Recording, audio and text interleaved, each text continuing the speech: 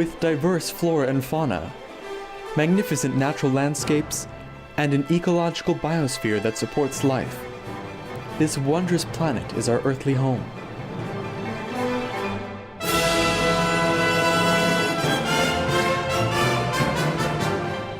From our animal co-inhabitants to the lush rainforests and life-giving soil, we cherish all these as gifts from the Creator. It is a common theme in the world's major faiths that during our temporary stay here, we should be good stewards of Mother Earth. Throughout the years, Supreme Master Ching has shared the message of leading a balanced life while following a spiritual path. Not only we must nourish our spirits, but we share the responsibility to care for nature and our fellow beings. In light of recent scientific evidence stressing the grave state of our planet caused by climate change, Supreme Master Ching affirms the important message she has noted for over the past 2 decades. We must be vegetarian, meaning an animal-free diet, and practice sustainable living. Today we present to you Supreme Master Ching discussion on climate change entitled Benevolent Messages from Mars, Be Virtuous and Save the Earth, via videoconference with Supreme Master Television staff in Los Angeles, California, USA, on January 18, 2009.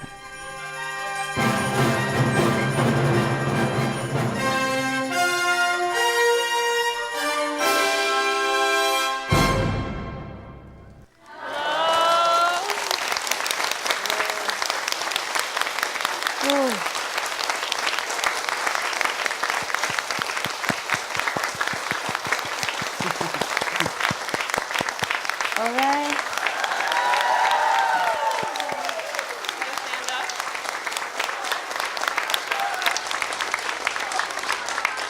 Wow, you're beautiful. Yes, you're beautiful, Master.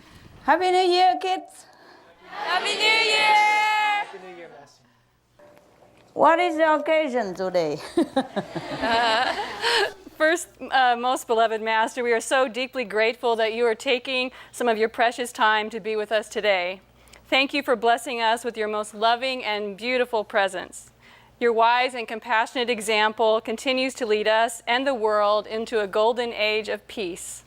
We look forward to the day, with the help of your unconditional grace, when all beings on this planet will be cherished and will live in a joyful paradise called Earth. Thank you, Master. Thank you for inviting me. How are you guys? Great! Thank you, Master. All right, good. We are working for a little while longer, okay? Yes, Okay. Master. Okay. For the sake of others, okay? Okay, Okay, Master. Master. Then we will see what else we do. Okay. Before we start it, I want to say something. I want to thank you, You have also many good ideas, and you are diligent, yes, and you are dedicated, which is very, very good of you, and good for you, and good for the planet, okay? Let's hope. So with the days, you improve a lot, and I'm very proud of you guys, and thank you, huh? Thank you, Master.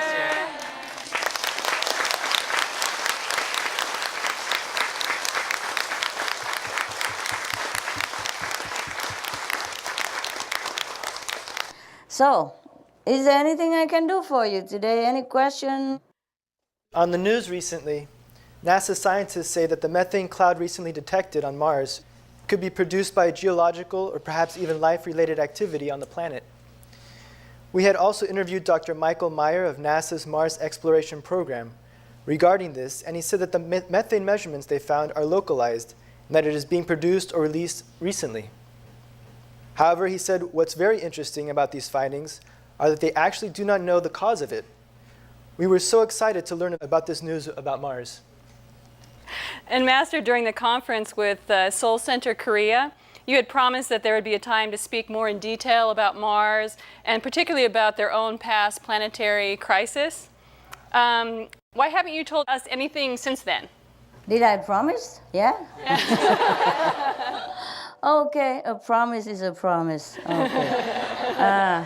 I didn't tell anybody because there are several reasons. The first reason is that the Korean people has never asked me again. So I forgot, being busy every day. Yes. And have dogs and birds and all that, yeah. And the group meditation, etc. Now, another reason is that I worry that the Earthling might search and try to find the survivors of Mars, and it might not be very favorable for them, yeah, for their existence. And another reason is I have to ask their permission whether or not I should disclose all that you wanted to know about them. So I got their permission, but yeah.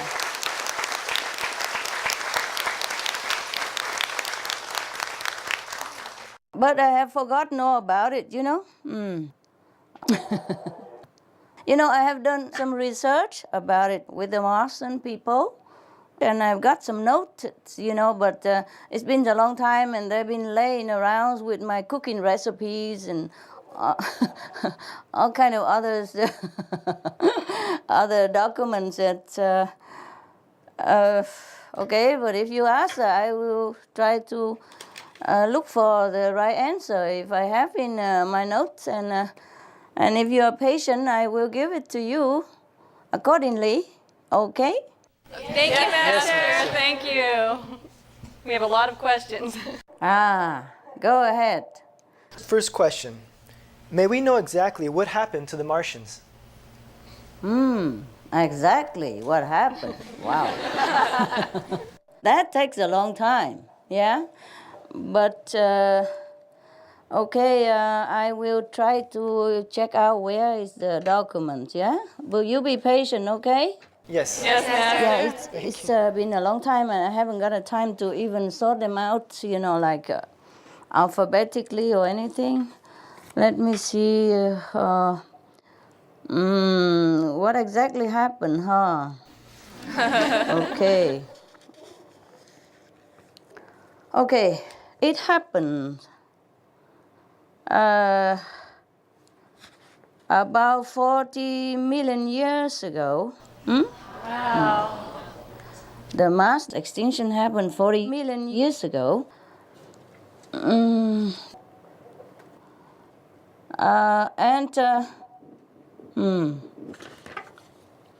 Okay, maybe you ask a little bit more detail, and then I will answer you one by one. How about that? Okay. Okay. Because if you just ask like that, I will have to write a book.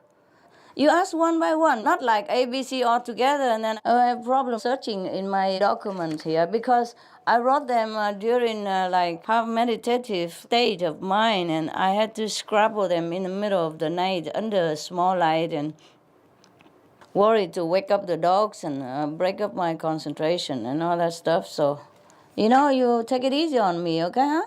Yes, Master. Okay. Okay, you ask more, and then we will find it, okay?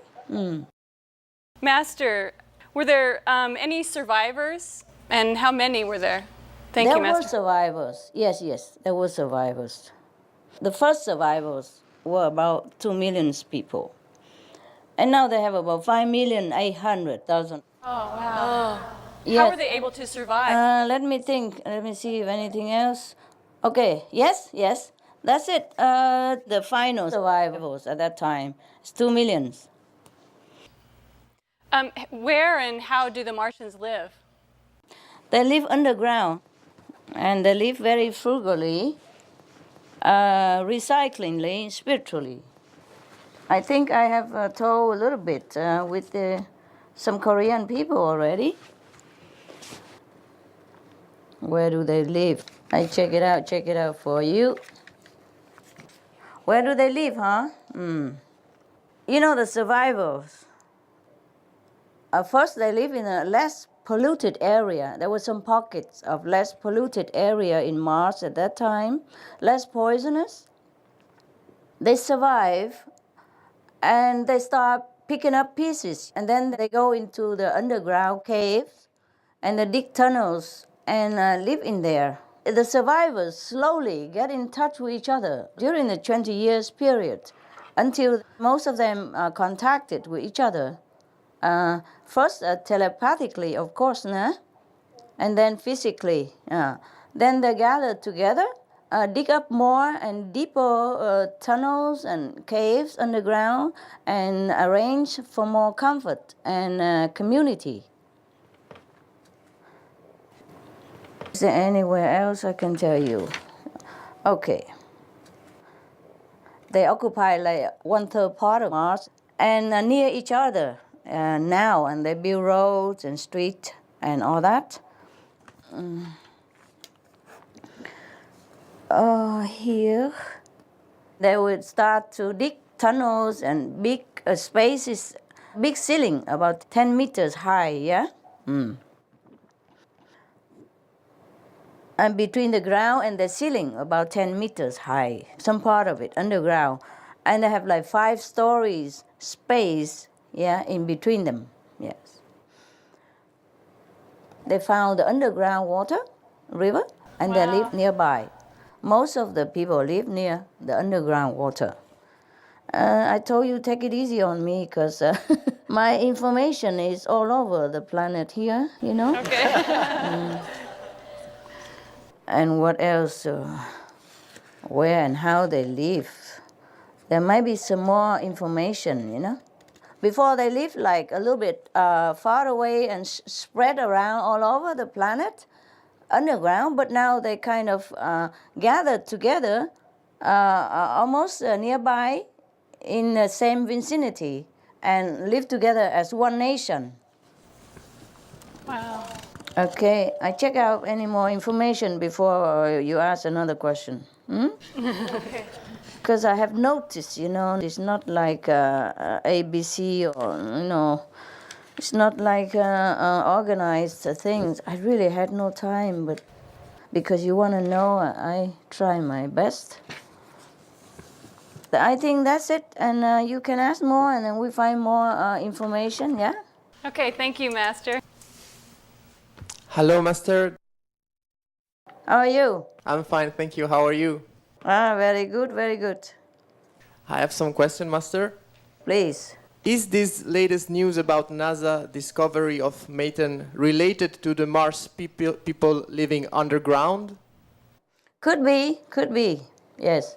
You know, because they have to pump their toxic gases from their activities from underground to the surface of Mars so that they can detox and purify the air that they breathe. Yeah. Okay. Okay, thank you, Master. Next question. Since how long have Martians been living underground? Since after the mass destruction on Mars, they began to live underground ever since then. I see. Yeah. Thank you. And the Martians currently living underground, are they aware of what had happened in their planet history? They have been told. They pass on the knowledge of what happened of their planet to their children and grandchildren. Even though it's 40 million years ago, they retain the history of what happened so that the descendants know how to take care of what they have and not to be careless and not to be so destructive anymore, but more virtue and, you know, spiritual. They must live like that. Okay? Yes, and Master, during the destruction of the planet, how did they die? Oh, terrible. Let me check. The mass extinction came, they die. Not only human beings and there, but the animals also, they die by 2 main poisonous gases, namely hydrogen sulfide and nitrous oxide, plus methane at the 3rd course. But hydrogen sulfide and methane from the livestock began to warm the climate and then trigger more other gases from the ocean, from permafrost and glacier around the planet, just like what's happening to our planet right now. Let me see if anything else I need to. Okay, I check. Okay, one moment. I'm checking if anything else. And okay, they die, agonizing death, not like quick death, but slow. It takes men and animals around 4 days to die a very painful and suffocating slow death. As the destruction happened too fast, no one can help anyone. 90% of the populations, including the animals, they die. And then sometimes later, another 5% also die. And then a while later, 3.8% also die. Only 0.2% of them escape, around 2 millions, into the underground caves. And then they dig deeper, longer, and they live next to the underground river, and that's how they survive. Check out anything else. I think that's it, huh?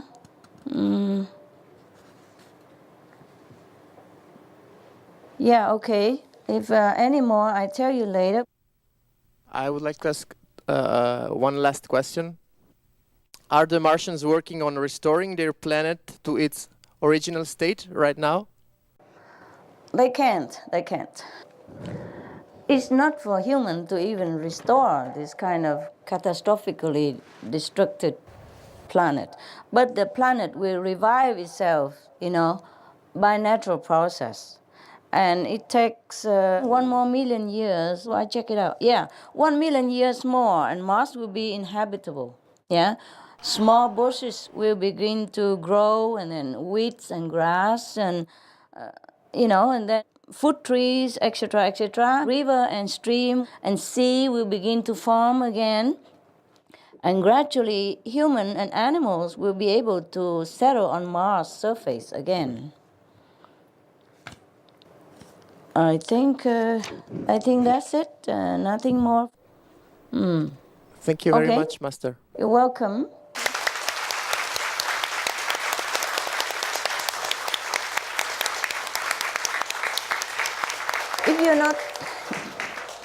If you're not satisfied, you can ask for more explanation, okay?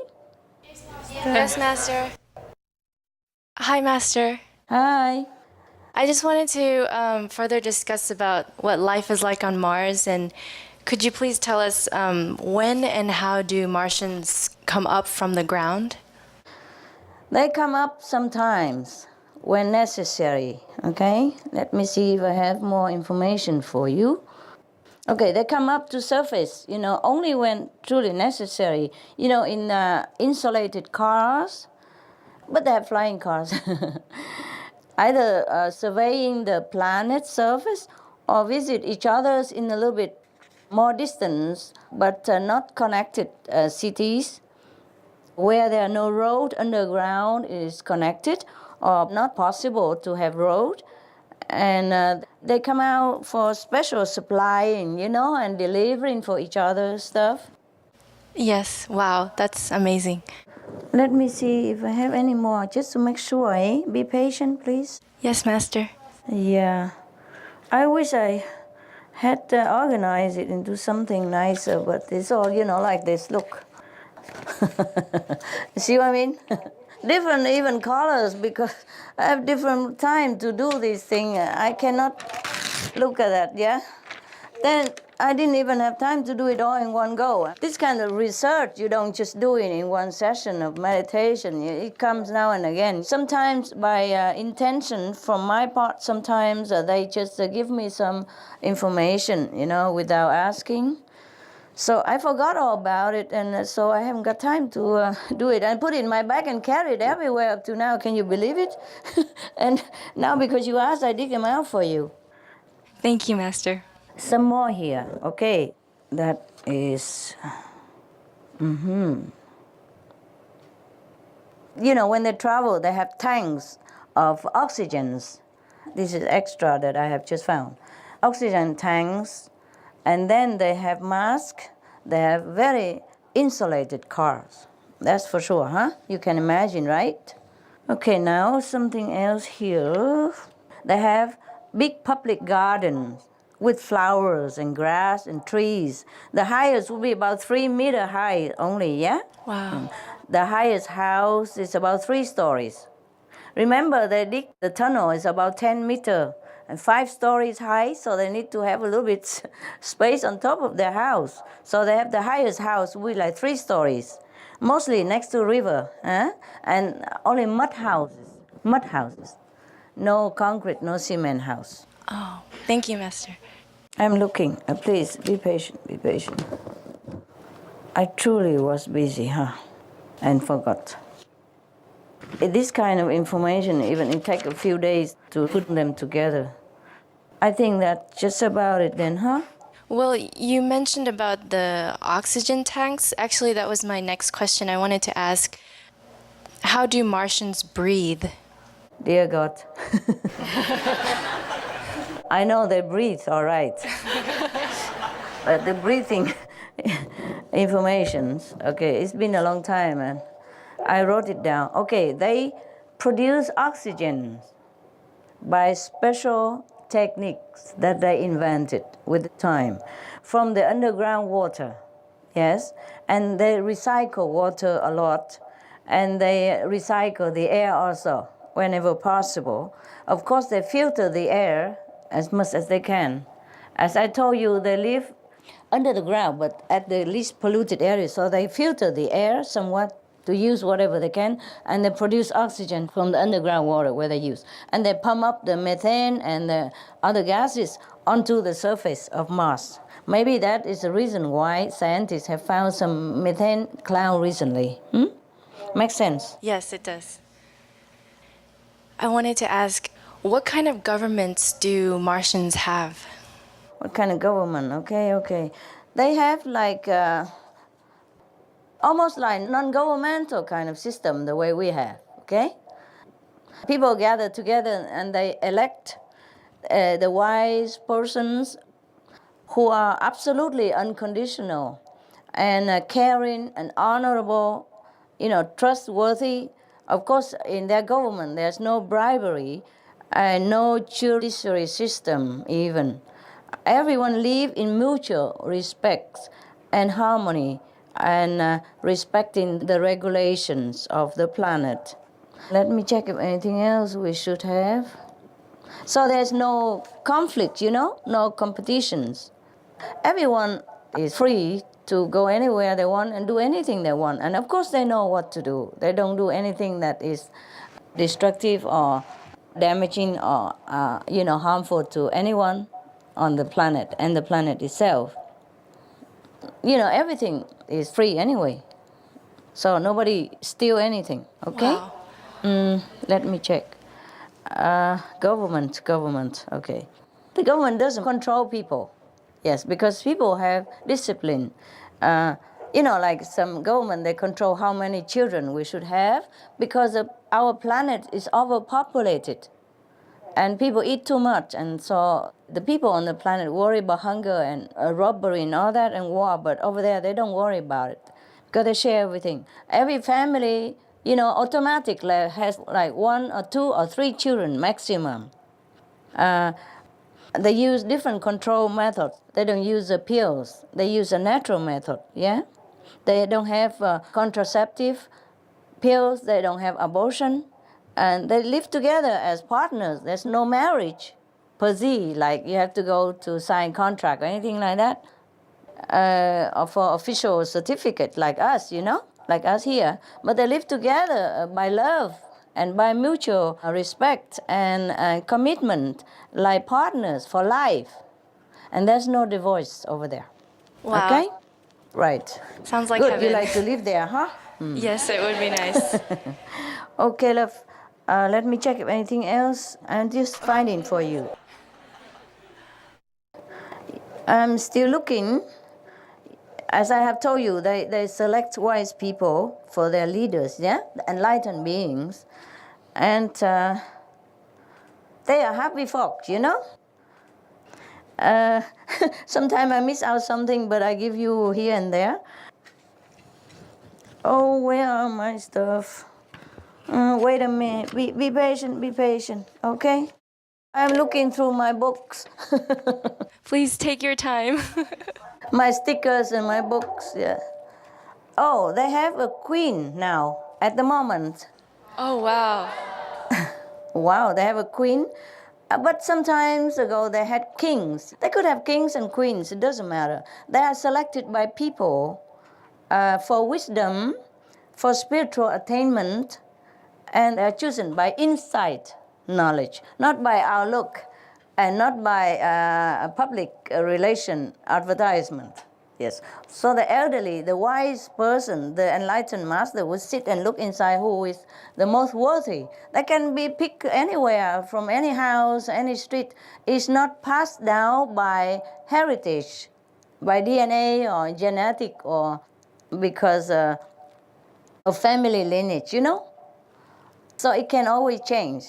You know, anyone, even street sweepers can be queen and king if they are enlightened enough and wise and virtuous. That is the criteria to be a leader on Mars right now, because they are chosen by insight knowledge, by meditative wisdom. Nobody can cheat with votes. You know, nobody can bribe the voters. Nobody can buy any voters. Nobody can have like party or anything like that. No parties, except the wise people. There's no political parties. Probably there's some more for you. I'm checking, okay? I'm checking. Yes, Mom. Checking. Now they have all together just like one nation with the council of the wise to guide them in most of the matters. So there's a queen and a council? Yes. The queen, also the councils of the wise. I check if anything else for you here. I think that's just about it, huh? What is the role of the queen then, if they don't tell Martians what to do? Oh, just in case somebody needs some advice, for example, yes? Or if there anything else that they can improve their lifestyle for their people, yes? That's it. There's nothing like negative, yeah? The queen is there for people when they have something to ask, because the queen and the wise council are wise. Not all the citizens on Mars are as wise as they are. They are there like a leader and teacher and friends and counsels, yes. The council of the wise, they are not chosen even by age, you know? Not like elder, you know. They are not chosen by age, but by wisdom and spiritual levels. You cannot call this government, you know, it's just a group of council, yes. And the queen, you know, and whoever are selected into this so-called government, they have job to do. They're not there just to get salary. They don't get any salary. They will have the same like everybody else. There's no police, no army, no weapons. They have regulations, yes, that everybody respect and follow. There's no questions about the authority of the government, no revolution, nothing like that. So it's very harmonious where they live. Wow. Yeah. Do you ever plan to write a book about Martians someday? No, honey. If I have time, oh my God. You must be joking. You know, I was thinking that I could write the 3 books of the animals. That was when, I really drove myself crazy. And now even if I want to drive myself that crazy, I don't even have time to drive. Okay? Understand. Every day, very, very busy. Actually, we don't need to write a book about Mars. What for? What do you want to write a book for? It's so exciting. Exciting? So Yeah? My goodness. Okay. Well, but I'm telling you everything you need to know now, so I think there's no need for a book, is there? Yes, thank you, Master. You're welcome. Yes, I have a question, Master. Yeah. What do the Martians look like? Oh, they look like you. They look like us. Yes. They look similar to us, but they are just better looking. They are like more healthy looking, and more radiant, and more lovely. Their look are more serene, more rested. Yeah. Their face, their look are more benevolent than most of us on the planet. Also, how long do they live? They can live up to 200 years old. Wow. 200 years old. Yeah, most of them live very long. They don't have stress, you see, honey. They don't have stress. They don't have much pollution to give them this kind of radical agents that age them so fast. You see, their life is harmonious, peaceful, loving relationship. Everybody cooperate with each other and respect life and helping each other in any way they can. They share everything. This is a beautiful way of life. So they live long, of course. Thank you, Master.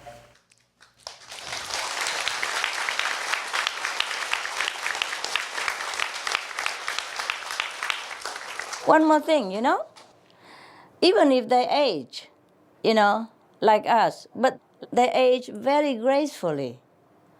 Even when they are very old, they still look very young. They look young until the day they die, much younger than what we are in the same age here, for example, yeah?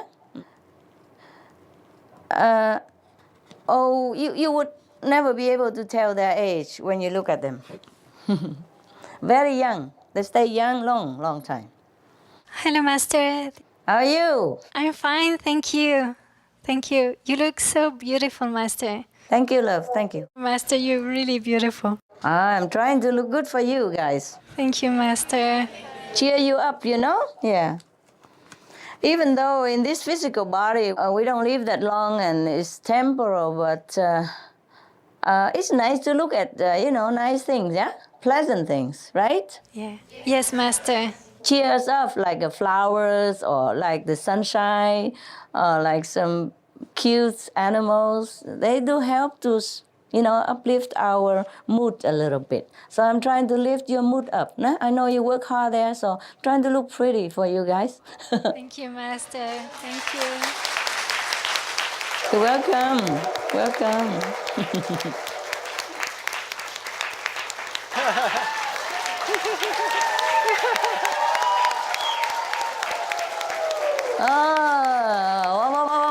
Yeah. We love you, Master. We love you so much. Thank you, love. I have a question. Tell me. What do Martians eat? Are they all vegetarians? They are. Almost all of them are vegans. They eat like once or twice or 3 times a day maximum, but they eat only like 1/4 of our average food intake on this planet daily, yeah? You see, they are happy folk. They don't eat that much. They cook with electricity. No, there's no gas, no fire there, yeah?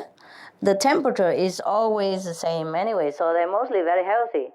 Underground weather in Mars is always the same.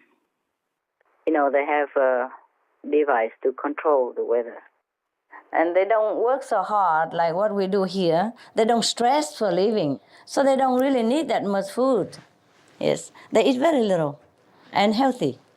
Let me see if anything else I check out.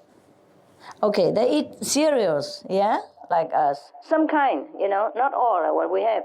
Their farming is mostly hydroponic.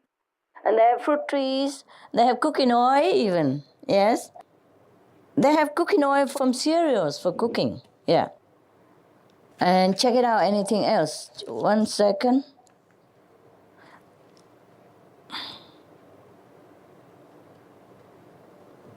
Okay, because they are vegetarian, when they survived, in the beginning, they have a stronger immune system. So these 2 million people were all vegetarians, actually, or vegan. the one who survived, the last of all that survived after everybody dying. About 90% first, and then 5%, and then 3.8%. And the last one, that's only 0.2% survive. These are the vegetarians and vegan because they have a stronger immune system. That is physically speaking, but you know already, it's karma, right? Yeah. They have good karma, and they're virtuous and meritorious, that's why. So they survive in any case, and they continue to be vegetarian. There were only 2 million, more or less, vegetarian and vegan at that time, but they don't have breatharian, they don't have fruitarian, and no solarian, especially now. They don't have solarian. Thank you, Master. You're welcome. Some of the benefits of a vegetarian diet: lower blood pressure, lower cholesterol levels, reduce type 2 diabetes, prevent stroke conditions, reverse atherosclerosis, reduce heart disease risk 50%, reduce heart surgery risk 80%, prevent many forms of cancer, stronger immune system, increase life expectancy up to 15 years, higher IQ, conserve up to 70% clean water, save over 70% of the Amazonian rainforest from clearance for animal grazing. A solution for world hunger. Free up 3,433 million hectares of land. Free up 760 million tons of grain every year, or half the world's grain supply. Consume 2/3 less fossil fuels than those used for meat production. Reduce pollution from untreated animal waste. Maintain cleaner air. Save 4.5 tons of emissions per US household per year. Stop 80% of global warming. Plus more. Save your life. Be veg, go green. And do Martians ever get sick? No, they don't get sick. In case I forgot, let me check. Let me check, honey, for you. No. They're very happy. They don't have doctors there. They don't have nurses. They don't have hospitals. They don't have tax. They don't have prison. They don't have money. They don't have anything like what we have here that is bothersome and stressful, you know. Everyone contributes what they can honestly, sincerely, and happily. And they share whatever they have, you know. Each one has the special abilities or expertise, and they share everything they have together. There's no buying, selling over there. In such an atmosphere like that, you know, of course, you will be happy and you live long and you don't have a sickness, okay? Thank you, Master. Another question: do Martians need to work for survival like we do, or for another reason? And what kind of work do they do? No, they don't have to. Let me check what else I have. They don't have to, as I told you. Yeah, each one work according to their abilities and talents. They contribute and share together whatever they have. And so they don't have to work at all for survival, but they do work, you know, they do work voluntarily and freely for the benefits of themselves and all, you see, to contribute to their society, to their nation. But they don't call that work, you know, they work happily. And no one is forced to work because of money. Therefore, they work with all their heart and with all their pleasure. And they work as they want it. No government there to levy tax on them. And so no extra work, no overtime, and no stress, no boss, nothing. Nothing like that. Everybody does exactly what she or he wants, when and whatever he wants. Because they're all very disciplined. They trust each other, and the government trusts them, and they trust the so-called government. So there's no control. Everybody works honestly, sincerely, accordingly, and freely, and happily. Okay? Yes, Master. Thank you. I just found something more here, you know. They share everything. There's no rich, no poor. Yeah, no one owns more than anybody. Everything equal. They wear simple clothes. They have simple lifestyle. They eat simple, and they work according to ability and treat all equally. They don't have market. They don't have market, but they share everything. They share works and they share all the common goods together. Because they are very spiritual people, very spiritual and virtuous and disciplined. They learn from the mistakes that their ancestors made. They learn from the tragedy of their planet, and they work together as one people. They are very spiritual, especially the one who survive. And so the DNA and the tradition and the goodness keep passing down from generation to generation. Okay? Yes, thank you, Master. You're welcome. I think that's it. What do they do for fun? What do they do for fun? What do you think they do? They have radio. They have television. So they listen to radios to know what's going on, you know, between their cities and between their people. And they have internet like we have. Better, faster. Faster, much, much faster. Yes. Here, sometimes we have to wait for hours to download, you know. Even if I ran the best internet system, it still takes a long time to download or upload some information, yeah? But over there is faster, yeah. Almost like whatever you put in there is there. It's almost like a fax or like you copy a letter out, that's it.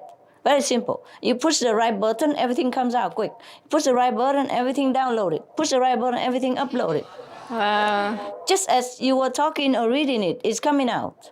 Yes. Like a copy machine or like fax or like email. Can read it right away. They have television. They have the Supreme Master television. I'm joking. Maybe they're watching. Wow. Yes, they are watching. My goodness. They've been watching Supreme Master television. Believe it or not. Wow. And they liked it very much. Wow. They liked it very much. I didn't know that up to now. I didn't ask about this, and now because you asked and I made a joke, and then they told me, yes, we've been watching.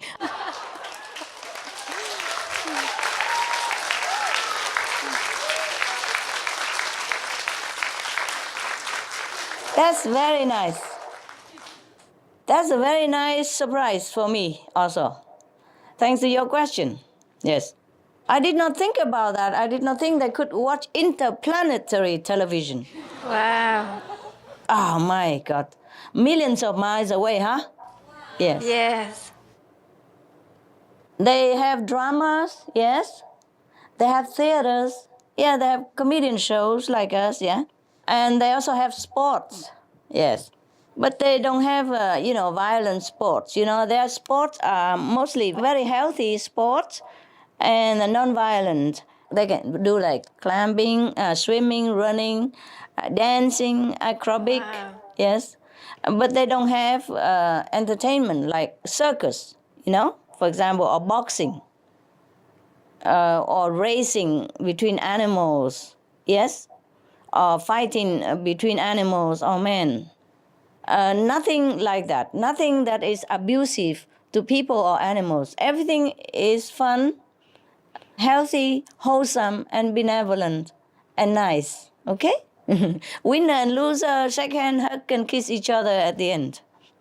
There's no enmity between them, never. There's no competition like I have to win, you have to lose. There's no such thing. Everything is honest and play for fun. Let me see if anything else that I have missed out for you.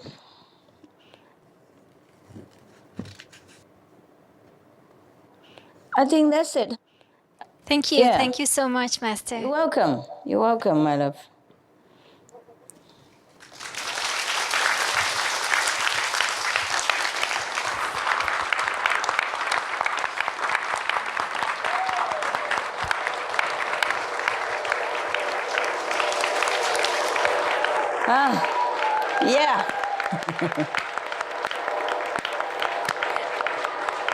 I'm so happy.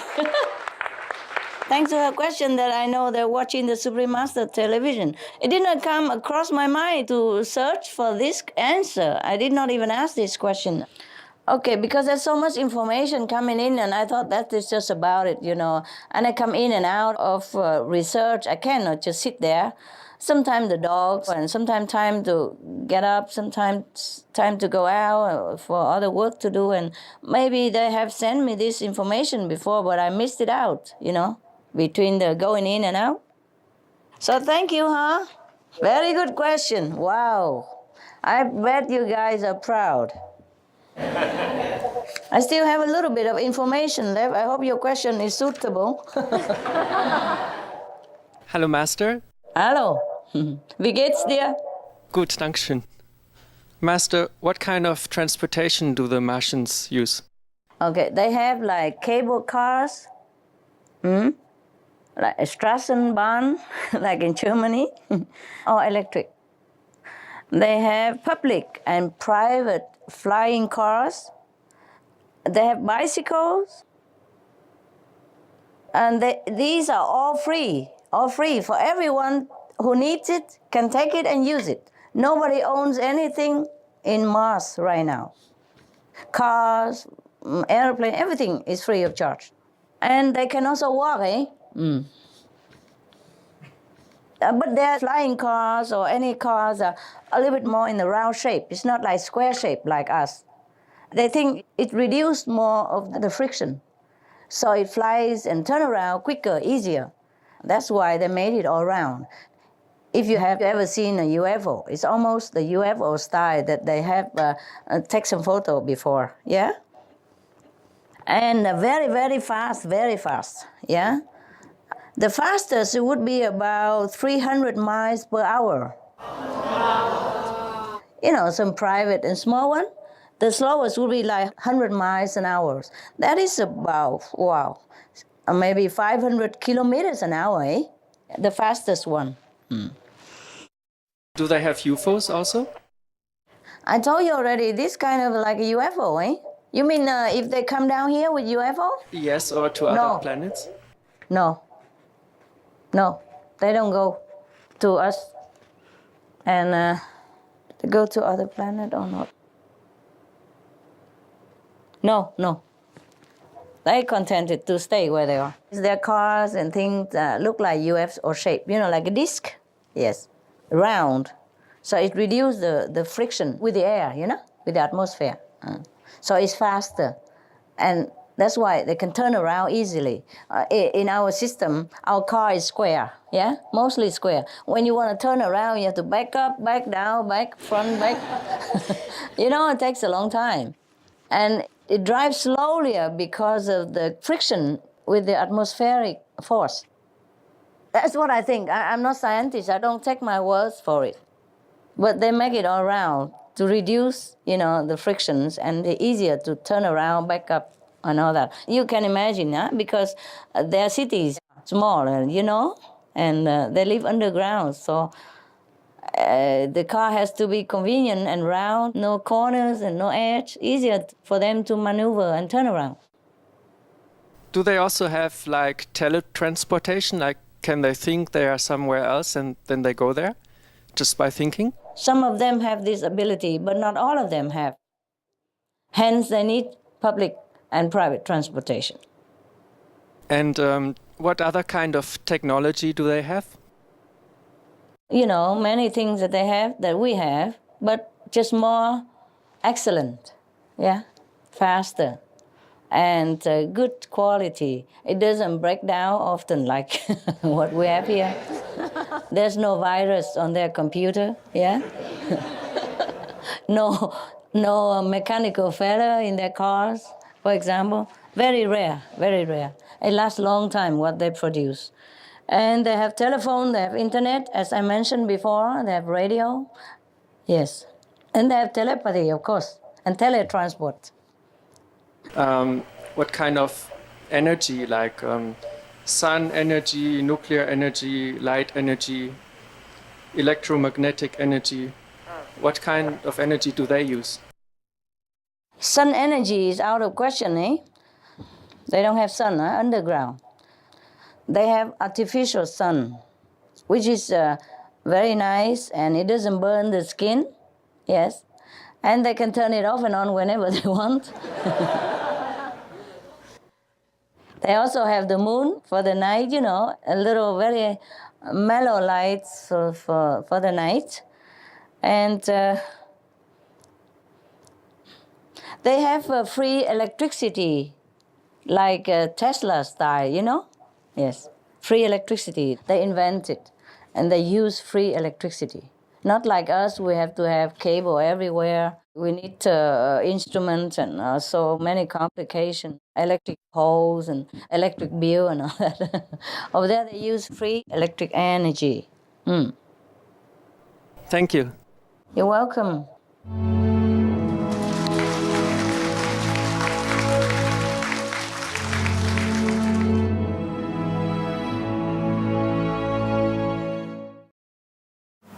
Some good news. There are some Martians still survived. The good one, the virtuous one, they survived. But they could not live the way they lived before. They are underground and they have to recycle everything. Water, vegetable, very little thing they have. Around 6 million of them only. And it could happen to us also. It could happen to us like that we might have to live underground to survive.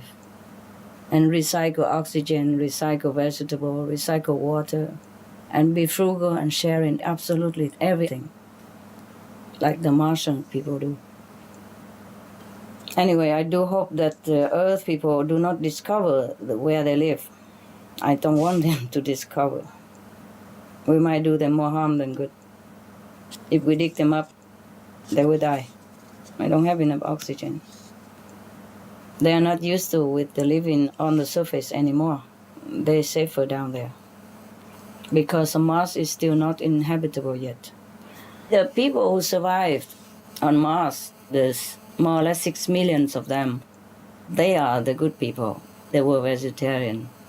They practice heavenly conduct, and they are very, very, very nice people. They're about 4 level, and they continue that way.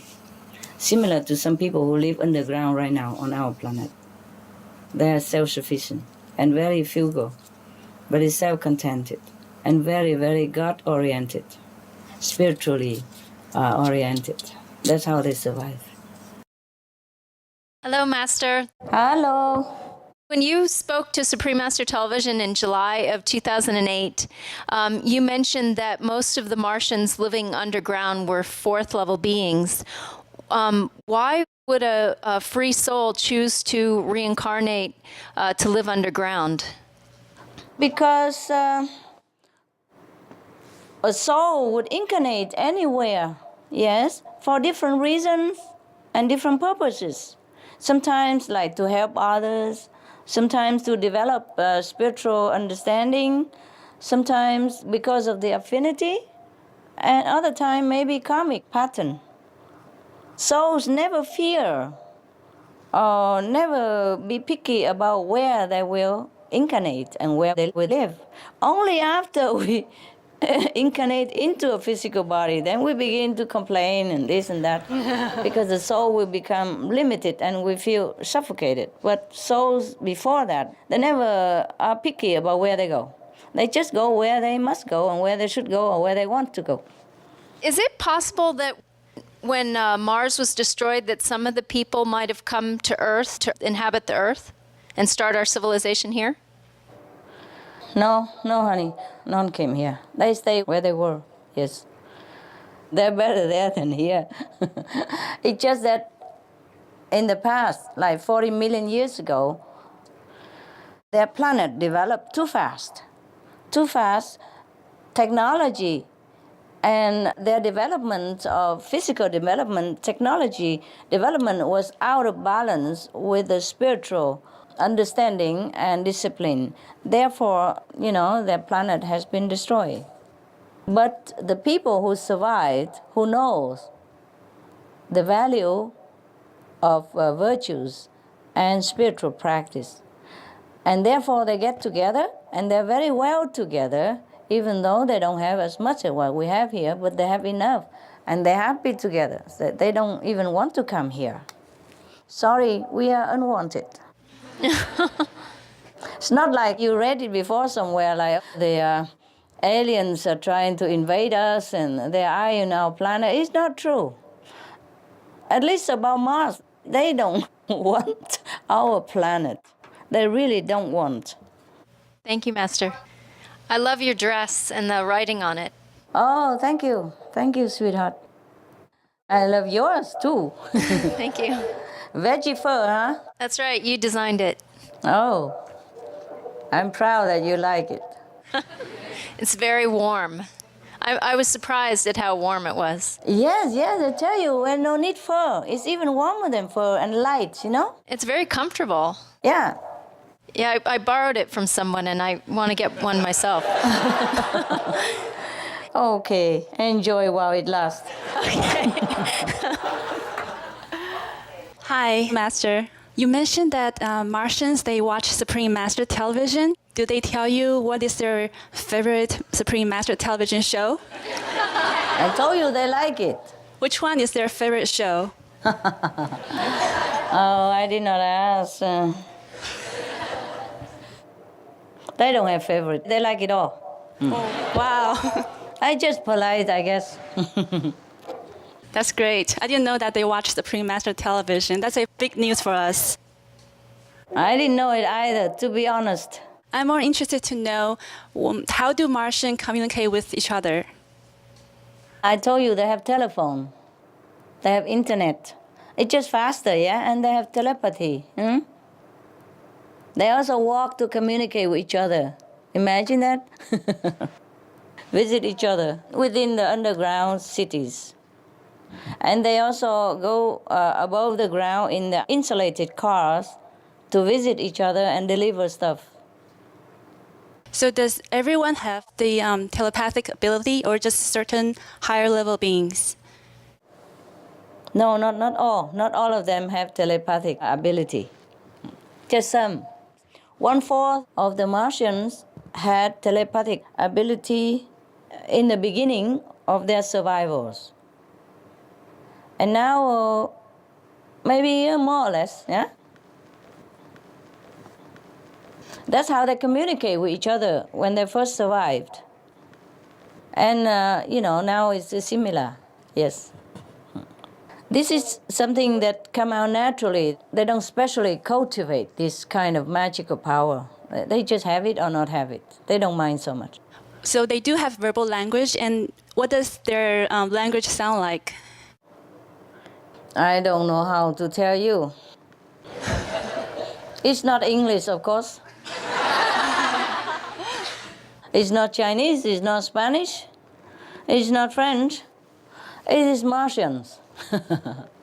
And my next question is, what are Martians, trees or animals or flowers like? Do they have nice sceneries? Yes, they have some big garden, park-like, and they have some bushes there and flowers and, but I told you the highest tree is about 3 meters high, yeah, because they cannot cultivate bigger than that, yeah. And they have flowers also, and they have park, like garden for everybody to enjoy. Most of animals die during or after the mass extinction. Let me check if I have more accurate information. I can't remember everything. I note it down. 1 minute, hey? Okay, yes. Thank you for your patience. Okay, they have some pets, some animals that we have no names here on Earth. And not like what we have. They have some underground animals that can live underground, a little different than here, yes. They have some dogs and some cows. Wow. Mars has only 32 cows, including ox and kids. and they are treated like other animals as beloved pets and or national treasure. They do not try to breed them abnormally into more. They just want to keep more or less this number. Dogs are in the same status. But they don't have birds. They don't have cats. But they have something that we did not have. I cannot explain it here. Okay? And do they also communicate with pets telepathically? Yeah, they can. Some can. I just told you more or less the same, like 1/4 of them have telepathic abilities, yeah?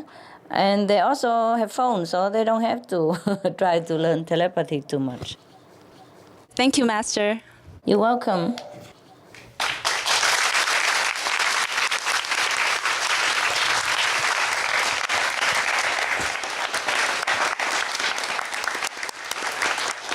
You know, whatever the animals that survived, because they survived it together with their human companions, you know, who brought them underground with them. And then from then, they bred more. And they are precious. They're not so abundant of animals like us here. Yeah? They have limited numbers of animals. Hello, Master. Hello. You look like a queen. Merci. Okay, my question is, on Mars, do they have different religions or spiritual practices? No, they don't have different religion. They just have spiritual practice and uniform, one, simple. What methods do they have for seeking communion with God? They meditate. They seek the God within themselves, the light within themselves, the energy that manifests into vibration within themselves. Is it like our method, the Kuan Yin method? Yes, that's what they do. That's what they practice, the Kuan Yin method.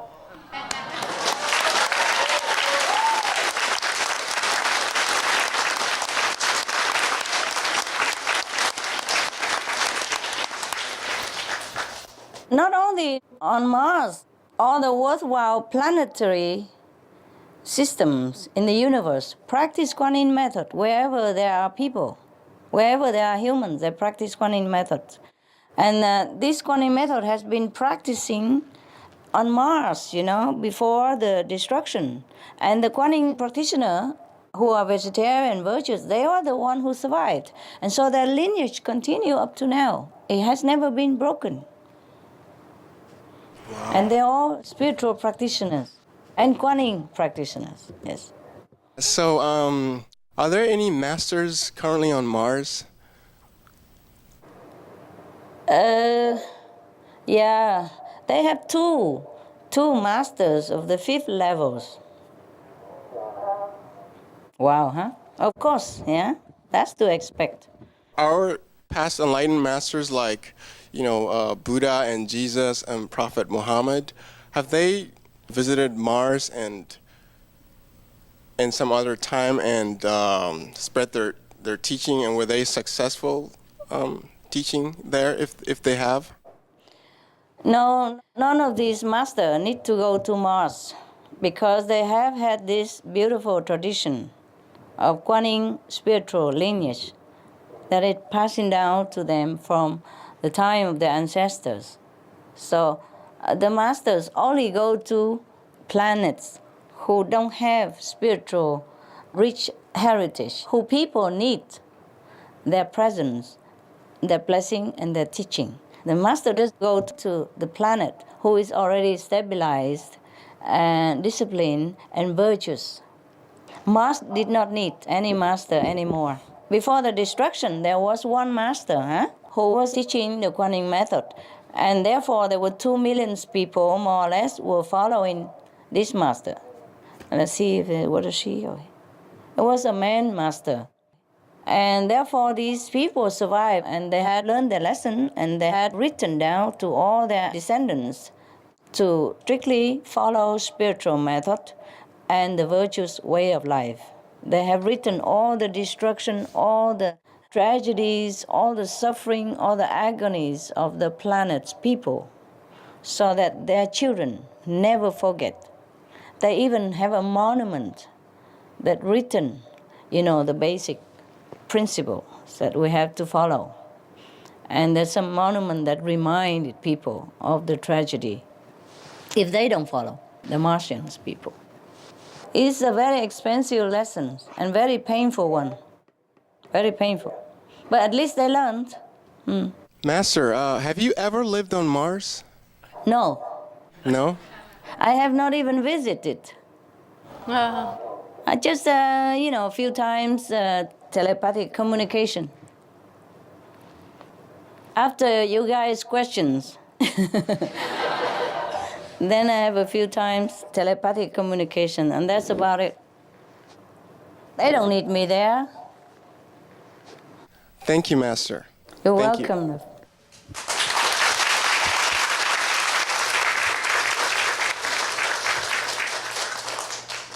Hi, Master. Hi. Bonjour. Bonjour. Ça va, Bonjour, toi? Ça va.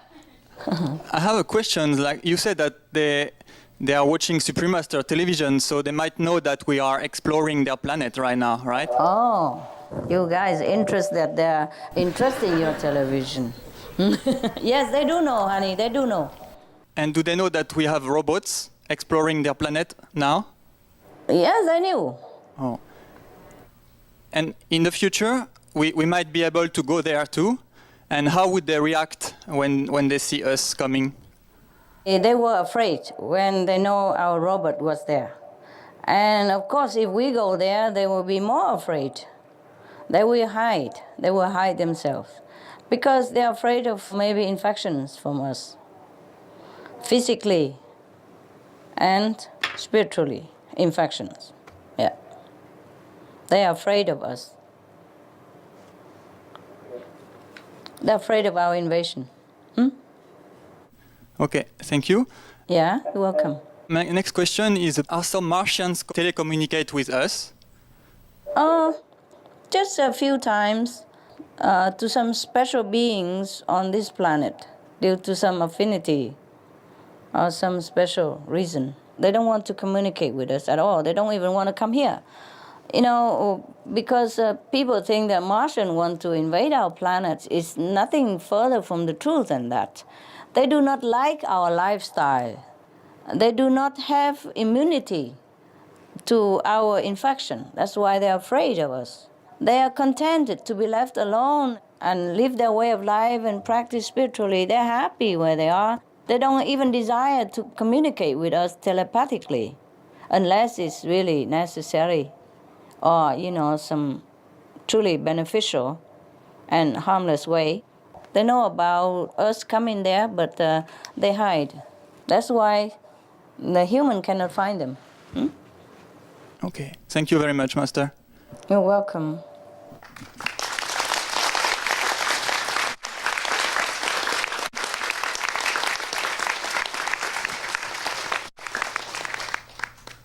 Hi, Master. Hi. My question was if the Martians know about you. They know. We telepathically communicated a few times. And how did they find out about you? How? They can't even watch your television, honey. They know a lot of things that we don't know. They don't even need to come here to know. See, they have telepathy, they have spiritual elevation, they have wisdom. Yes, they can travel without vehicles. They travel in spirit, yeah? They know everywhere, at least the surrounding planetary systems. So they also know that you are here on Earth and they know your mission? Yes, they do know, and they have very much, respect. And they really respect us. Also, would they have a message for us, especially that they know what's happening with us at the moment? They do know, yes. And they cannot help us, because they know what happened to them before. They could even travel back to the past, you see? Many of them could travel back to the past lives, like 40 million years ago to know what happened to their planet. Not just reading the history of their ancestors, but they can travel back to the past lives and they know everything. So they know what's happening to our planet, almost like what happened to them. And of course, they cannot help. They know they cannot help. But of course, they have a message. There were two messages. The first one is from the Council of the People. And there are only two words from them. Be virtuous. And the second message is from the chairman of the people. He said, save your home before it's too late. Save your home before it's too late. That's what they said. Thank you. Also, can the Martians achieve Buddhahood in one lifetime? Some of them can, yes, some of them can. Just like everywhere else, they have to work hard for it. Yeah. Great. Thank you, Master. You're welcome.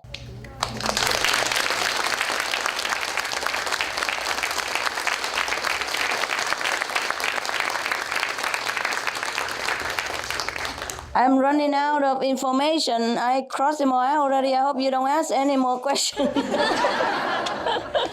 Then I have to go and look into the thing again. Okay, wait a minute. I check out. They also would prefer that we don't come, yeah?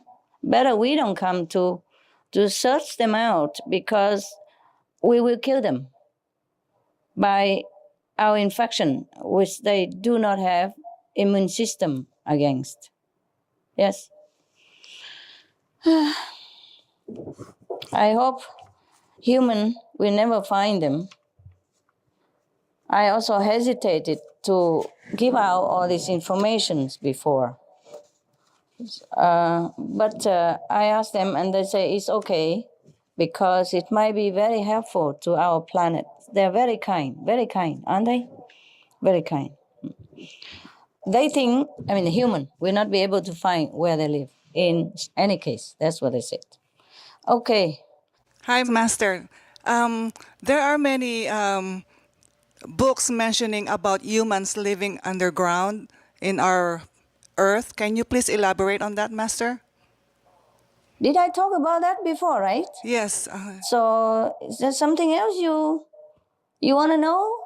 Just ask me a specific question, maybe? It's not Martians. No, it's not. It's humans. It's just like us. Yes. There are about 5 million of them and scattered in all over the earth, under the ground, in different countries. Yes? They are very advanced in technology. Therefore, they can live underground without any problem. They are vegetarian, very spiritually oriented, and very gentle people. They're very, very gentle people. Thank God, because they are more advanced than us and very strong, healthy and strong race of people. But they're very, very gentle and benevolent. They have a free lifestyle, no limit to their life there. There's no laws, barring them anything. They're very free, almost like Mars people. They have no intention to contact us at all. So don't worry. Don't worry. And don't hope. Huh? They do come sometimes, but we never know. They come as a normal person like us, and if they need something, some raw material to build some of that technological necessity, yes, they do come sometimes, but you never know because they look like us anyway. They will wear the same thing. They blend in. You never know when they come. You never know when they go. You will never find where they live. They have such a high tech that they can hide their entrance, that nobody can find it. Nobody can detect it because they want to be safe from the above ground human. And the underground human afraid of the above ground human. Can you believe that? They like to be by themselves because they know what we are here. They prefer to be in peace, and in spiritual environment and lifestyle. is not much like us here, you know. They like to live more in accordance with the law of the universe. Yeah, loving, peace, and coordination between each other, helping each other. They like to live within that framework of harmony and peace and spiritual atmosphere and endeavor. They don't like to contact us. They don't like our lifestyle. Oh, thank you, Master. I didn't know there are some books about that. Why don't you just read books? Why you ask me? Huh? Are there some books about that? Yes, yes, Master. I did not know they exist. It's very interesting to read books about underground people. Hello, Master. Is there any connection between the underground humans and the Mars people? No connection. They are different people. You know, like Earth people who has been there a long time ago. They came there in the beginning due to spiritual oppression, you know, because they were not freely practicing what they believe. They also practiced quantum method, and they were oppressed and driven, you know, and persecuted. So they had to hide themselves underground. And ever since then, they developed themselves into nations, communities, and they're self-sufficient, happy, contented, and their life are simple and frugal. So they don't want to come back up here, you know, ever since long time, many generations already. I understand. Thank you. If our Earth continues in its present course, will humans be able to also go underground and have a similar system like the people on Mars? We can. It would be better if people already are prepared for that, you know, but only if we are good. Yes, because if we are bad, we will carry badness everywhere we go. And then there might be not a disaster up here on the surface, but there will be disaster underground again, you know, due to the same system and the same self-destructive way of life, you know, then we will be just killing each other, killing the animals, killing the environment. Then soon we also destroy the underground system. And we'll have to end up with the same trouble, even worse. Yes? If we create goodness, yes, then it will follow us everywhere. So I just ask the planet people to create goodness right now. So we still can live here in the free air and we still preserve the environment or whatever that's left over. And that not continue further deterioration. And the planet will recover quickly because we have not reached the point that Mars have reached before the mass extinction. You see, it happened so fast in the last 2 months that they have no time to prepare nothing. They never believed it's going to happen because it's too fast. They know something may be going wrong, but they do not listen to the wise people, to the spiritual people who can see the future and who can know the cause and the effect of actions and reactions, okay? Even then, they thought they have a lot of time, but they didn't. In the past 5 years, they have been warned, but they did not listen. They did not change. And then the last 2 months, it's happened just so fast, nobody even has time to even think. 90% of the beings on Mars died just like that. Within 2 months, about 90% of the beings on the Mars has been destroyed. And then 5%, some more months later, another 3.8% more. And then only 0.2% survived because they went underground and live in caves and, you know, live next to the water underground, which has not been polluted. And they move into the less polluted area. Somehow they were lucky. I guess where they live, because of their spiritual merit and the good karma, that the atmosphere has been less polluted. That's how they has the time to even go into the ground, understand me, and move whatever left over into the ground and live their life under there for some times. See what I mean? They move their food and seeds and grains and the animals, machinery, technology, whatever they can move, because they live in the less polluted area. Less doesn't mean not, but they have time to recover. And once they move into the healthy ground under there, they recover health-wise and they continue. Underground system is not a bad idea. Just it's better we take refuge in goodness right now and in virtues and in loving consideration and kindness to all beings. Then it lasts longer. And let's face it, the life underground is not all that comfortable. Maybe if you don't practice well spiritually, you will feel suffocated. You will feel very depressed, pressure in the beginning, because around you is all earth and closed in. And you can't just go up to the surface to look at the scenery that you're used to anymore, to watch, the birds flying, to see the rabbit hopping in your garden, to see the turtle, to see the trees, to see the flowers. All the things that you have been used to will be gone. And you are surrounded by walls and thickness of earth, many miles under the ground, under the surface of the ground. Just to think about it, you will feel suffocated. So it takes a long time to get used to it. It takes some spiritual strength to be able to truly live underground also. You know what I mean? Some people don't like closure. And you can't dig the ground as high as the sky that we have here. They make it look like sky down there, but it's a limit. Yes, it's only 10 meters from the ground to the sky that made of earth, because they cannot dig further than that. They don't have cement there, it's all mud and all that. If they dig more than that, it'd be collapsed. Yeah? It will be dangerous.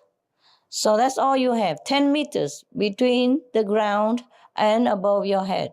3 stories building, that's the highest you can have. There's no skyscraper like New York. Nothing like that there. You will be missing everything in the beginning. It should be terrible. It's not fun to live underground, I'm telling you.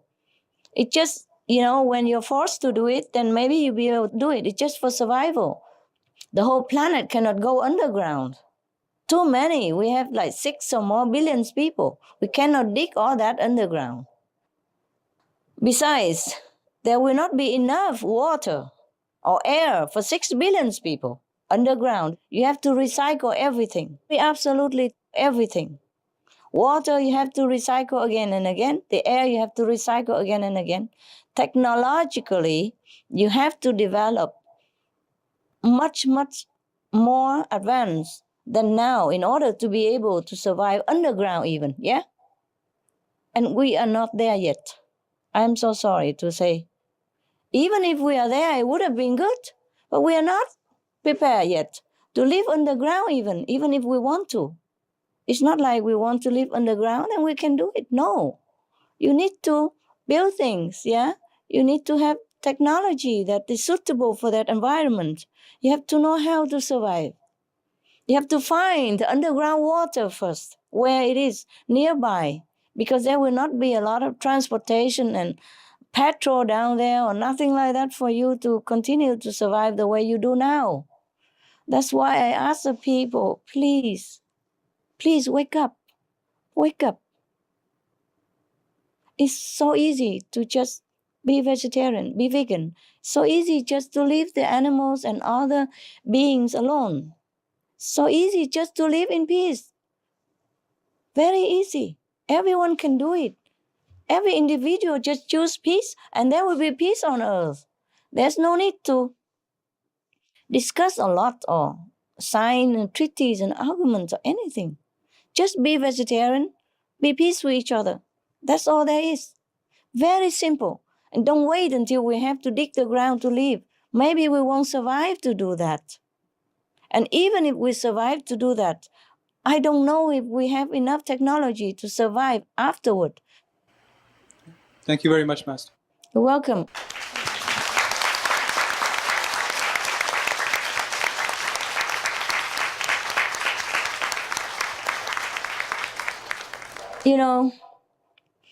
I know I'm talking to my own knees, yeah?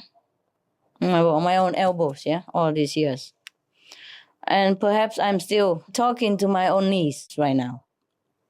But I just still hope that people will listen. Who knows? Yeah. I still have this positive hope that people will change. Maybe in this couple of years, they will change. If the government okay with it, people will change and fast. And we will preserve the planet and our way of life. Just throw away the piece of meat. It's not difficult, is it? Huh? Throw away meat and have everything else. Instead of lose everything else, just for one piece of meat. Some of the diseases related to meat consumption. Cured meats and fish increase leukemia risk in children. Antibiotic-resistant superbug infections from a strain of Staphylococcus aureus, blue tongue disease, E. coli, salmonella, bird flu, mad cow disease, or Creutzfeldt-Jakob disease, 90% of the population at risk, pig's disease, or PMWS, listeriosis, shellfish poisoning, pre-eclampsia, Campylobacter, Clostridium difficile, diseases hidden in healthy-appearing livestock. Some of the costs of meat eating: heart disease. Over 17 million lives lost globally each year. Cost of cardiovascular disease is at least $1 trillion a year. Cancer. Over 1 million new colon cancer patients diagnosed each year, more than 600,000 colon cancer-related mortalities annually. In the United States alone, colon cancer treatment costs about $6.5 billion. Millions of people are newly diagnosed with other meat-related cancers every year. Diabetes. 246 million people are affected worldwide. An estimated $174 billion spent each year on treatment. Obesity. Worldwide, 1.6 billion adults are overweight, with 400 million more who are obese. Costs $93 billion each year for medical expenses in the United States alone. At least 2.6 million people die annually from problems related to being overweight or obese. Environmental. Use up to 70% of clean water. Pollute most of the water bodies. Deforest the lungs of the earth. Uses up to 43% of the world's cereal. Uses up to 85% of the world's soy. Cause world hunger and wars. 80% cause of global warming. Plus more. Some of the costs of milk consumption. Bacterial microbes, pesticides and enzymes found in cheese derived from the inner stomach linings of other animals. Up to 80% of the calories in cheese are from pure fat. Breast, prostate and testicular cancer from hormones present in milk. Listeria and Crohn's disease. Hormones and saturated fat leads to osteoporosis, obesity, diabetes and heart disease. Linked to higher incidences of multiple sclerosis. Classified as a major allergen. Lactose intolerance. Plus more. Hi, Master. Hi. I would like to ask, to help the planet out, will we eventually all have to be an organic farmer, like planting and growing vegetables in our backyard? Is this the most sustainable method? Yes, it is. It is the most sustainable method, and I think everybody should try to do that, even in your own backyard or in your balcony, whenever you can. Yes? And the one who has garden, of course, do it in the garden. Yes. And the one who has a garden but don't want to cultivate can lend it to somebody else and share the food. Yeah, because we have to learn to be self-sufficient from now on already. You never know what is going to happen to the planet truly, because the people's heart is difficult to predict. If they change to a compassionate lifestyle, then the planet will survive for sure. And we will have better than what we have now in time. But if they don't change, then I cannot tell you what happened. Even if the planet survives, it's also a good idea to grow your own food. It's more wholesome, yeah? It has your energy, yes, and it will be very good for you. And you can control what you eat and what kind of food that you have, you know, wholesome or not, you see, organic or not. And also it's very economy, and it's nice to watch your your food growing by your own labor. It will be like living according to the Bible, you know. Earn your food by the sweat of your brow, yeah. It would be very nice. And at least for some of us, that would be very helpful. It's a very good idea. And you will know what kind of cultivation you have. You can control, it will be less violent, even less bad karma, less killing worms and things like that. Although we are practicing the vegan diet already, Master also mentioned in several cooking shows, Gift of Love, about karmaless eating. Can Master give us a few examples? That's my preferred food, okay? For example, you can eat anything that is from the trees without harming the trees, yeah? For example, all the fruits you can eat, yeah? Fruit doesn't mean only sweet like orange, apple, but fruit also mean like cucumber, okay? Lady fingers, zucchini, squash, those things, also fruit. Yes, that go from the tree, and you can take it without harming the tree, without even taking the leaves from the tree. And food that is organic, of course, nah? The organic fruits, that would be the best. And if you want to eat any plants or any herbs, in this trend, you wait until they fall off the trees or wither, and then you can take them and use them. Then there's no bad karma and no harm to the trees. And you can have nuts, you see? All kind of nuts from the trees, yes. And there also other things that you can eat, of course. Yeah, if you want to ask me anything specific, then I can tell you.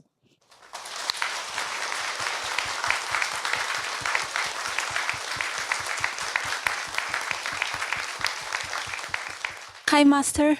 Hi. Can you tell us more details about what kind of food does Master eat and why?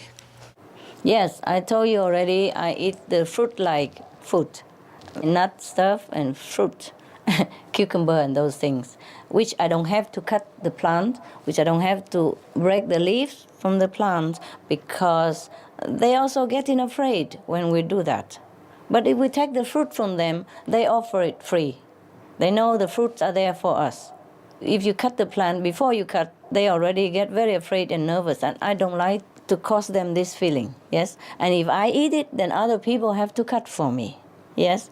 So for the sake of everybody, I used to cook all kind of vegetable, yes? And now I think it's a time that people should know my preferred food if they want to do the same. It's up to them. But a vegetarian is already very good, okay? The least harmful and the least karma, the least contributing to the global problem. And that's what I eat, okay? Even rice or wheat, the plants already wither and yellow and brown before they harvest. So the plant practically die already before we get the rice or the wheat. So it's okay. Fruit mean also corn, you see? What about root vegetables, like potatoes? You can eat them. I don't eat them at the moment because I don't plant it myself. So I don't know what kind of things they're doing to the root. But if you plant yourself, for example, then you plant them on the elevated earth bed. In Vietnam, I saw them do that. You see, for example, okay, if you want to plant some sweet potatoes, yeah? And you make the airy bed like that, high above the ground. So the soil is very airy, and you plant them on the high elevated bed, round after round like that. And there will be no worms to hurt. The reason I don't want root, because sometimes they dig it and they hurt the worms. And the worms are the diligent workers to till the soil, to make the soil arable, to make the soil cultivable. And then just because of that, the sacrifice, for us, and we accidentally kill them, it just hurt my heart. So I prefer to avoid it, often, before even. And now I don't eat at all, okay? It's time that I stop. I have to show people what is the preferable, yeah? What is the alternative? But if you cultivate it yourself, if I cultivate myself, yeah, on the elevated ground like that, there will be no worms in it, because the worm only go where the soil is clogged, and they dig it to make the soil more airy. So if the soil is airy, the worms know, they don't go there. So first, you don't hurt the worm if you dig the potato. Second, you could even just pull it up. You don't even need to dig anything. Third, you can wait until the plant, like the sweet potato plants, already wither and die. There will be no more leaves, no more green leaves, nothing. It's only the, small stems left and the root underneath. Then the plants already die.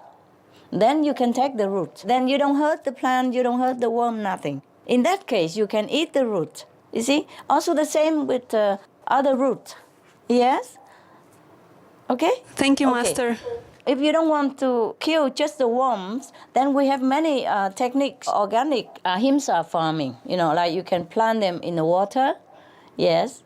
Then you don't hurt the worms, or you can plant them on elevated soil bed like that, and you don't hurt the worm. But I also don't even cut the plant to eat, unless it's already withered, and the spirit of the plant already left. Then it's okay, in that case. Because you were asking me what kind of root. So there are many organic farming methods that at least you don't hurt the worms, okay? Thank you, Master. Thanks for asking.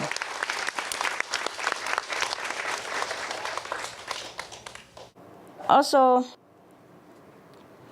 many of the roots is like that. If you can wait until the green leaves or wither and die, then you can take the root. Like carrot, you will not hurt the worm because you just take it from the root. It's easy just to pull it up, You don't need to dig or anything, so accidentally you won't kill the worm, for example. But if you really want not to harm the plant and not to make them afraid, then you wait until they wither, yeah? And you still have the root under there, and then you just pull the root up, yeah? No harm to the plant and no harm to the root. In that case, you can eat those, okay? The root will not feel much, will not feel anything. When the plant dies, the root also don't feel anything. For example, if you like some herbs, and if the leaves already by wind or by some natural cause, and it broke, and fall on the ground or half broken already, then you can take them and eat, okay? In that case, there's no himsa involved at all, yes. The thing is, I don't want to cause any nervousness or anxiety to any beings, even to a plant. That's why I don't want to eat vegetable anymore. We have enough, actually, even just fruit. Even like tofu from soya. Soya is like fruit of the plant. Can eat them, yes. Beans, all kind of thing. They are the fruit of the plant. Not just fruit like apples and orange, but beans, yeah. All kind of beans are also fruit. The sesame nut, the fruit they grow from above the ground from the trees. And in Vietnam, they cultivate, for example, peanuts. In the sandy soil, there's no soil and no worm at all ever live there. So the peanuts, they thrive in a sandy area, yes? And these you can wait until the peanuts plant die. Wither, mostly they go yellow and then brown, and they just dry up, and then you can pour the peanuts up without hurting anything at all. Even if you dig, there's nothing hurt at all. And you can plant like cassava plants that don't need much water and no worm nearby. That you can plant anywhere. You don't need even soil to plant that. You can plant in the sand or some kind of very dry soil. There are many vegetable and plant we can plant without water or with very, very little water. It's very suitable right now because we are short of water, huh? Plant your own vegetable, then you have absolute control about how you harvest and what you harvest and what you eat. Okay, love? Thank you, Master.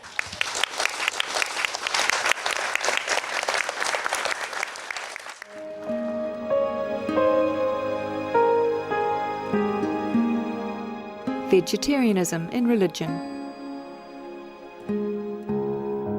The Baha'i Faith. Regarding the eating of animal flesh and abstinence therefrom, know thou of a certainty that, in the beginning of creation, God determined the food of every living being, and to eat contrary to that determination is not approved. Selections from the Baha'i writings of some aspects of health and healing. Buddhism. All meats eaten by living beings are of their own relatives. Lankavatara Sutra. Cao Dai.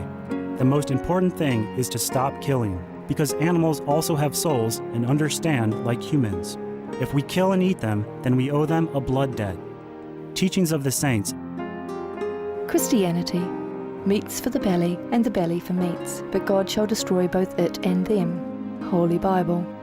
And while the flesh was yet between their teeth, ere it was chewed, the wrath of the Lord was kindled against the people, and the Lord smote the people with a very great plague. Holy Bible. Confucianism. All men have a mind which cannot bear to see the sufferings of others. The superior man, having seen the animals alive, cannot bear to see them die. Having heard their dying cries, he cannot bear to eat their flesh. Mencius. Essenes. I am come to end the sacrifices and feasts of blood, and if ye cease not offering and eating of flesh and blood, the wrath of God shall not cease from you. Gospel of the Holy 12. Hinduism. Since you cannot bring killed animals back to life, you are responsible for killing them. Therefore you are going to hell. There is no way for your deliverance. Adilila. He who desires to augment his own flesh by eating the flesh of other creatures lives in misery in whatever species he may take his birth. Mahabharata anew. Islam. Allah will not give mercy to anyone except those who give mercy to other creatures. Hadith. Do not allow your stomachs to become graveyards of animals. Hadith. Jainism. A true monk should not accept such food and drink as has been especially prepared for him involving the slaughter of living beings. Sutra Kritanga. Judaism. And whatsoever man there be of the house of Israel, or of the strangers that sojourn among you, that eateth any manner of blood, I will even set my face against that soul that eateth blood, and will cut him off from among his people. Holy Bible. Blood meaning flesh. Sikhism. Those mortals who consume marijuana, flesh and wine, no matter what pilgrimages, fasts and rituals they follow, they will all go to hell. Guru Granth Sahib. Taoism. Do not go into the mountain to catch birds and nets, nor to the water to poison fishes and minnows. Do not butcher the ox that plows your field. Tract of the Quiet Way. Tibetan Buddhism. The offering to the deities of meat obtained by killing animate beings is like offering a mother the flesh of her own child, and this is a grievous failure. The supreme path of discipleship. Zoroastrianism. Those plants I, Ahura Mazda, or God, rain down upon the earth to bring food to the faithful and fodder to the beneficent cow. Avesta. Everybody knows that vegetarian diet is good for health and to save the planet. They will be awakening their own great, compassionate, loving self-nature, and then their level of consciousness will rise up automatically, and they will understand more than they ever did, and they'll be closer to heaven than what they are right now. We have something we'd like to share with you. Oh, wonderful. My turn to enjoy. Yes. Thanks God. Master, in our human culture, Earthlings have always been fascinated with Martians. We are naturally curious about our so-called alien neighbors, and hence there has been much written on the subject, including jokes. Here's one. A girl was visiting her Martian friend, who had acquired 2 new dogs, and asked her what their names were. The Martian responded by saying that one was named Rolex and one was named Timex. Her friend said, "Who ever heard of someone naming dogs like that?" Yes. "Hello," answered the Martian. "They're watchdogs." Oh. Yes, very funny. Yes, very good. Very good. Very good. Ah. Very good. Very funny. Yes. Master, to conclude today's amazing conference, we would like to invite Master to share some more of your words of wisdom and advice for us and the world. You see, the best advice, honey, is from examples. Yes? I think we have plenty of wisdom from Mars, yeah, from Martians, from what happened to them. and what we discover telepathically, yes, as well as scientifically, yes, they have discovered that Mars is all barren and uninhabitable. But they also discovered that long ago there was water there. Water means life supporting. So what have happened to all these bodies of waters? You see? That is a very, very important question for us. So for Mars, we can learn to prevent, such disaster, that it might not ever happen to our planet. So my advice is just look to Mars and don't forget. Don't forget that we have a very beautiful home here for us and for our children. And for grandchildren, great-great-grandchildren, it's a beautiful place, physically speaking. And it has all conditions to sustain life. And it offers so much, so much. So much fun, so much beauty, so much love. And even though it's a temporary home, but it's a very good home for practicing spiritually, for rekindle our wisdom within, and for practicing to be, a higher, nobler being. So it's a nice place to sojourn for as long as our time permits, at least to develop spiritually. Or if not, just enjoy it. Just enjoy the scenery, enjoy what we have here. We have exquisite flowers, yes. We have exotic birds. We have incredible animals. We have amazing trees, mountains, and great bodies of water, which sustain so much life and energies and nourishing all beings. And it's such a beautiful place. You would just walk out everywhere and look at the trees. Imagine one day they're all gone. And smell the flowers quick before maybe they be gone soon. Touch the grass because maybe they'll be also gone soon. Imagine if all this beautiful scenery, vegetations, humans, animals, imagine if they're all gone. How would you feel? So we have to protect this beautiful place we call Earth, because this is the home of not just us, but many other species and the environment, beautiful flora and fauna. It's really an incredible place.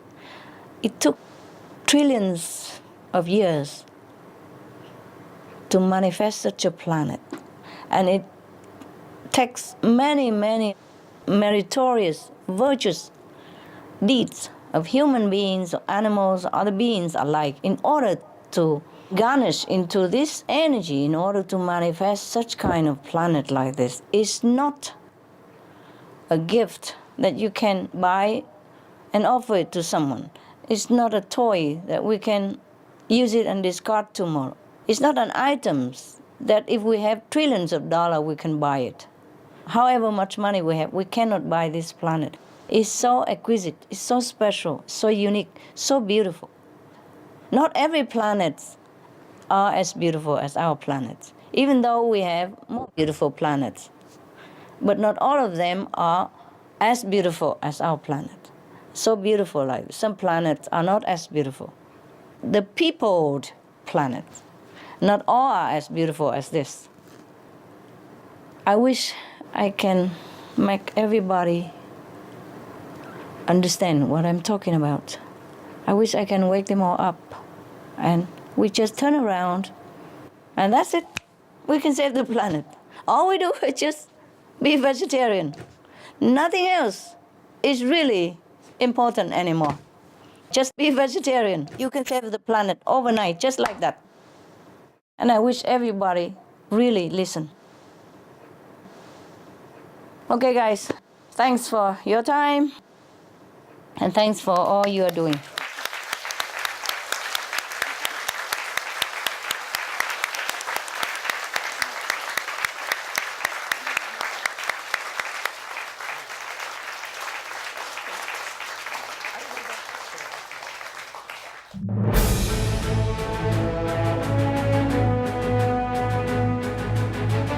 European Parliament supports reducing meat to lower greenhouse gases. Roll call vote. Vote is now open.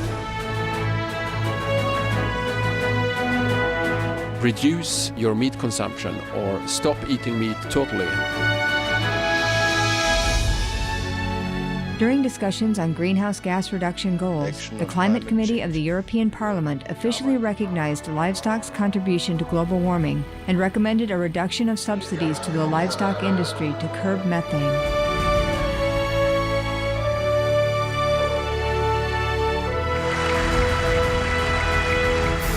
My name is Jens Holm. I'm a member of the European Parliament. Please, be veg, go green, save the planet.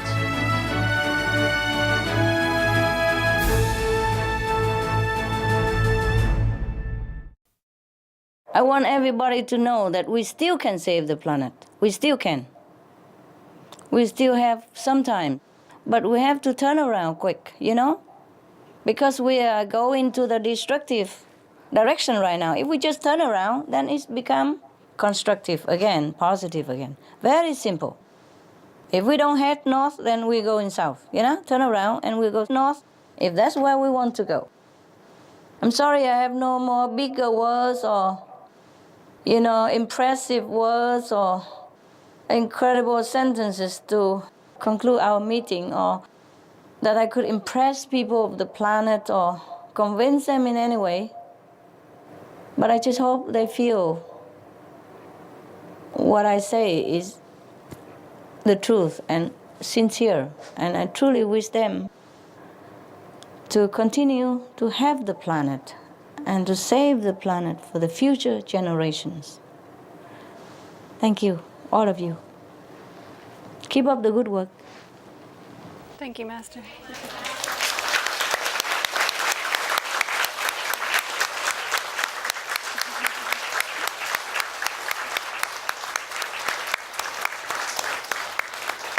We thank you so much, Master, for being with us and sharing your wisdom and your love.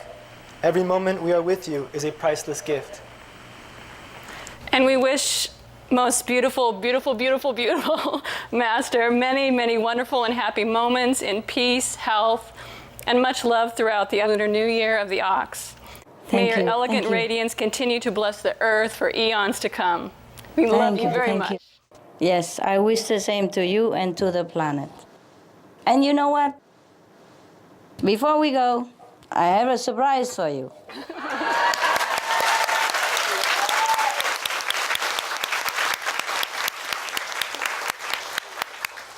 And you're going to like it very much. I just got the information just now, you know? I didn't know it before either. So it's also a surprise for me this minute that not only Martians, but many other planets also watching the Supreme Master television.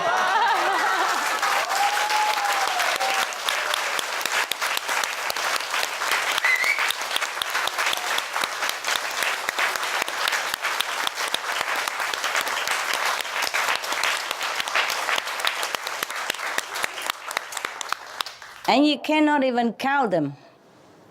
You cannot even count them. So many, countless, numerous. Because they're all concerned also about humanity, race, and the planet. So they're watching. And we are the one who give the most comprehensive information and the most constructive, up-to-date. So they're watching it. They like to know what we're doing on the planet. They're interested in humanity as a whole and also what's going on our planet. Because as I told you, not all of the citizens of other planets that have telepathy. So they do watch television because, those who have a highly developed technology, they watch the Supreme Master television. And there are countless of them. My God, I'm so happy, so proud, so thrilled. Congratulations. Okay. And Happy New Year. New Year, Master.